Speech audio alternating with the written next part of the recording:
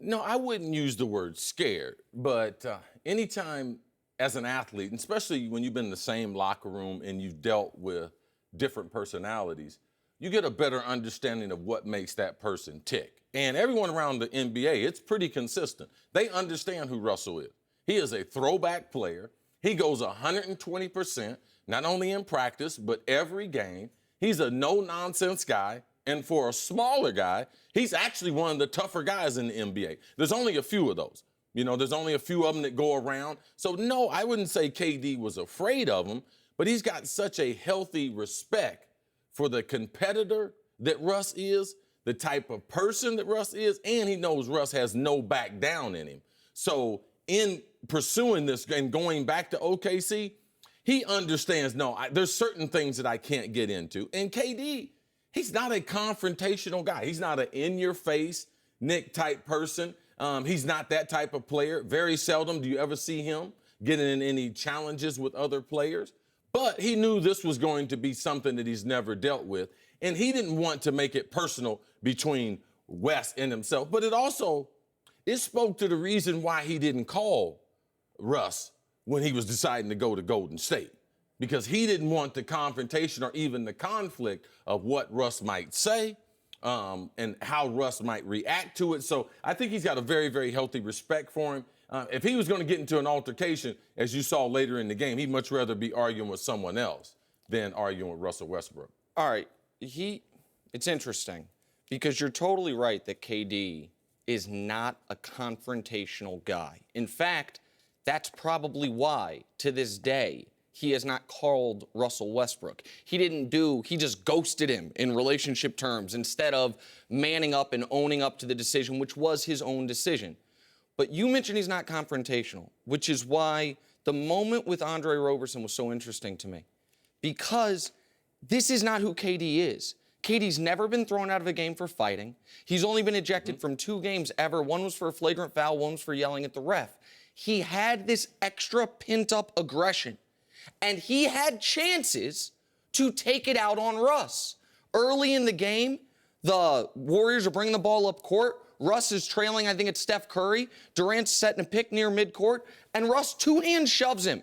And KD lets it go. Later in the game, as we showed, they're barking at each other, going to their benches. Durant doesn't stop and go towards him. Durant doesn't stand his ground. Durant keeps retreating back to the bench. The one time you saw Durant buck, it was at 6-point-a-game Andre Roberson, which is problematic for me in this regard. Durant clearly is not afraid of the Thunder, clearly is not afraid of playing Russ. In fact, 3 of his 7 best games this year, points-wise, have been against the Thunder, and his 2 very best. But Durant knows, and his quotes confirm it, his actions during and after the game confirm it. Durant knows he didn't handle this right. Durant, I think, is still conflicted, even with all the winning they're doing. Did I actually make the right decision? And because of that, he's not going forehead to forehead with Russell. He'll go forehead to forehead with somebody that doesn't matter. Somebody shooting 22% from 3 this year who's the 235th best player in the league. Right. But he ain't going head-to-head with the 5th best player in the league, literally head-to-head. And that struck me as not quite as much alpha as you would expect to see from Kevin Durant.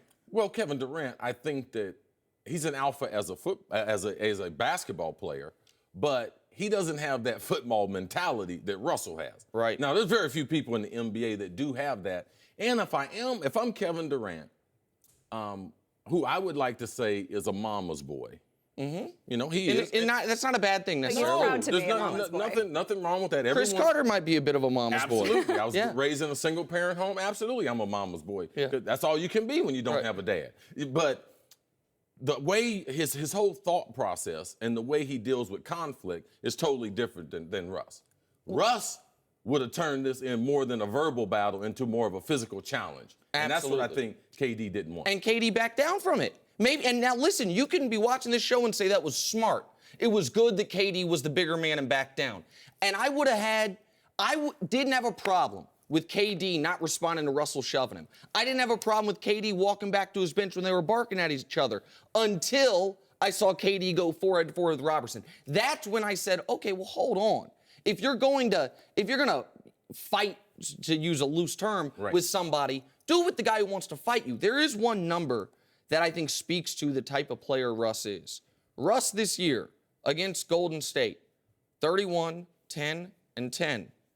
Russ this year on the season against the league, 31, 10, and 10. Because Russ, he has no extra gear to get to. He can't give any extra. He is giving his 100% full maximum effort while being his 100% unvarnished self at all times. Durant, for good or for bad, has always been a guy that it feels like operates in fourth gear and then can kick it up, sometimes to his own detriment, as we saw in the final 3 games against the Warriors last year, and sometimes to his own success, as we've seen in the 3 games with the Warriors against the Thunder this year. But I don't, we were talking in the meeting before, is Durant scared of him? And I don't think he's scared like Russell's going to beat me up, like some street stuff, but I think he is embarrassed, at least slightly, about how he handled the exit. And I think he's scared of the real human interaction that eventually, Durant keeps saying at some point, we're going to handle it. At some point, we're going to get back together. But like there's a quote back on November 1st, USA Today. He said, quote, "We talked. It might not have been the way it should have. We should have done it. I'll put it that way. I own up to that." The questioner said, "You talked or you texted?" He said, "Yeah, I texted him." He knows this wasn't handled the right way. He's getting some of that ill feelings out on the basketball court by playing really well.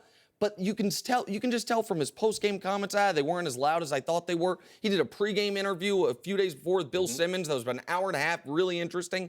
Durant is still not as comfortable within his own skin, it would appear to me, as Russ is each and every day. Right. Also, I think Durant, because this is not the first time for a player returning, because James Harden left both of them and went to Houston, got the big money, and they faced him a number of times. So I think in the back of KD's mind, he remembers their overall approach, how they faced Harden, and it was really whatever Russell's philosophy was, because Russell is the spiritual leader of OKC even when KD was there. But the other part of this, because the Harden point's a good one, but when we all know this, Harden got traded. Harden would have signed an extension. They wouldn't give him the max. They were cheap by about $6 million, one of the bigger mistakes we've seen in recent NBA history. It's a dynasty that never was.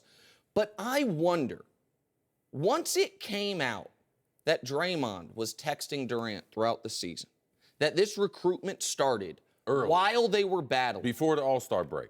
At that point, when Russell finds that out, don't you think he's like, hold on? We were in the locker room talking trash about these dudes. It was supposed to be us against them for the next half decade. We had him against the ropes. We let him off. So of course Russell's going to be mad. Durant knows Russell's going to be mad. You think Russell might be mad about game number 6 too? When KD disappeared? Well, the final 3 games of that series, Durant 39% from the field, 27% from 3. Now, Russ wasn't great in those final 3 games either. It's joint responsibility. Right, but Russ didn't run from it. And it's not just that Russ didn't leave. It's not just that KD left.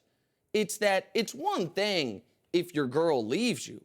It's another thing she leaves you for your arch enemy. Y'all just had a 12-round boxing match outside the house, and then now it's not only that your team is crippled, because you saw it this weekend, man, that the Thunder were not prepared for Durant to leave, which is why they haven't built a team around Russell's skill set, which is why you've got Russell getting these guys wide open shots. And Russ went 47, 11, 8. I mean, he was great. Get him wide open shots, and they clang off the side of the backboard because there was no backup plan, because Russ didn't think this was going to happen. The Thunder didn't think this was going to happen. And what makes the extra bitterness, the extra anger, and I think a little extra fear from Durant is he knows I kind of knew this might happen. And I kept that to myself. I was almost living a duplicitous life. That is all weighing on him, which is why you see him go forehead to forehead with someone that's basically a Euroball player and walk away from Russ at the conference. So part of it's the courtship before you actually left your girlfriend and the other guy. 100%. And one thing if my girl leaves me, another thing if I know for 8 months she's been texting the dude I've been fighting with, playing in, talking about how great it would be, the vacations and the travel homes. Come on now. Yeah, well, I think that game really emphasized the difference in personality and mentality between these two players.